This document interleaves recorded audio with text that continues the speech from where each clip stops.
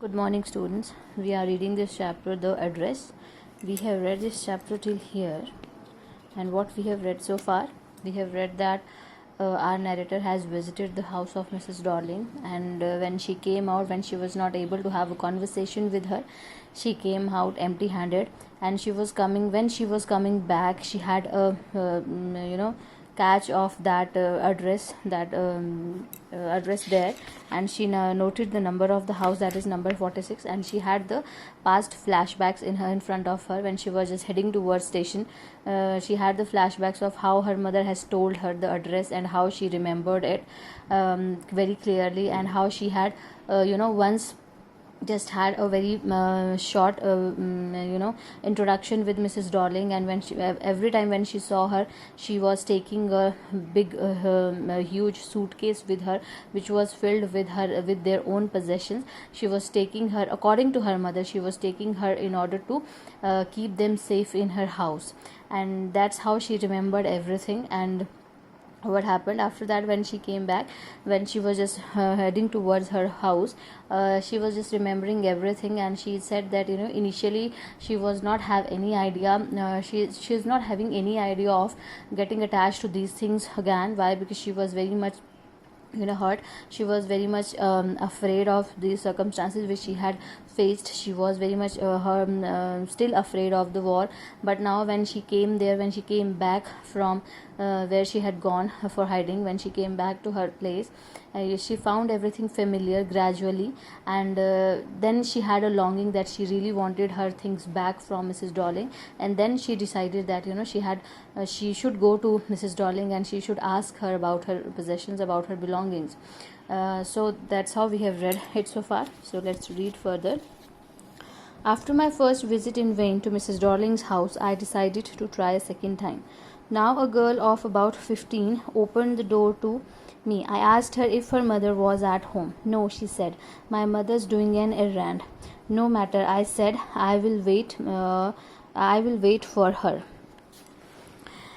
I followed the girl along the passage. An old-fashioned iron Hanukkah candle holder hung next to a mirror. We never used it because it was much more cumbersome than a single candlestick. So what happened? After the first, why? Because her first visit was in vain. It was wasted. She was not able to have a conversation with Mrs. Darling's house, so she decided to give a second visit to her. And when she went for the second time, Mrs. Darling was not there. She had gone to some work, for her work. Errand means for some work, okay? So when she entered the house, when she knocked the house, a little girl opened. She must be Mrs. Darling's daughter. She said that her mother has gone to some work, and she said, her narrator said that it doesn't matter, she will wait for the comeback of Mrs. Darling. And she followed the little girl into their house, and when she just entered the house, what she saw very first thing, Hanukkah candle holder, which also belonged to her mother. And she remembered everything with her, that they had never used it, this candle holder. Why? Because it was very cumbersome matlab means it was very heavy to use, so they haven't used it, they never used it. And she remembered this one thing, that candlestick. And then, won't you sit down? Asked the girl. She held open the door of the living room, and I went inside past her. I stopped, horrified.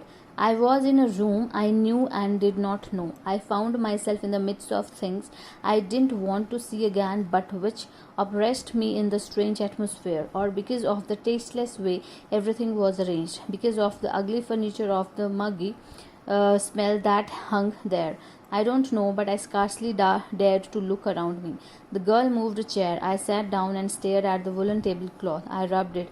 My fingers grew warm from rubbing. I followed the lines of the pattern. Somewhere on the edge there should be a burn mark that had never been repaired. So and when her Mrs. Darling's daughter asked her to sit, she just asked her to sit. She said that why don't you sit? So she just held open the door. She opened the door of the living room, and when she entered the room, she stopped. She was horrified. Why? Because that room was strange but still familiar to her. Why familiar? Because everything was there, everything put in there in the room that was familiar to her, that belonged to her and her mother, but that place was strange to her, and that place was not at all fit for the things which it has been kept with. Yes, because she thought that the things she and her mother had always put with so much love and so much care, and now they are just scattered there, and that was not fitting the environment of the room. And that is why her so much horrified, that she really do not want to look across, she really do not want to look those things across, because they have been adjusted, they have been put in a very disordered manner, disorganized manner, and she really do not want to have a look of those things. But still, when she looked around, everything was very familiar to her, and she was having that everything was put in there with very tasteless kind of a manner, and everything was arranged in so ugly manner, and everything was there have a very muggy smell. Muggy smell means a stale smell or something like that, a stinking smell was there in the room. And then the girl moved a chair and she sat down, and she was just staring at the woolen cloth. Narrator was staring a wooden tablecloth, woolen tablecloth, and that tablecloth also belonged to her mother. And she rubbed her fingers. When she rubbed her fingers, that familiarity to her come back again.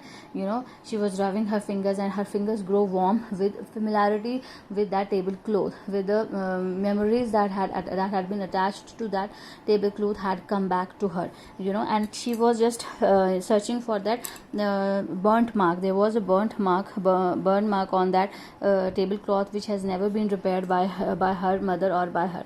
So she was just searching for that burn mark, and she was somehow searching for the familiarity, searching for the connection with those all things. Why? Because now she really do not have that kind of a connection with the things, because these things are put in a very disordered manner in a strange environment. So somehow she really want to have the connections with those all things again.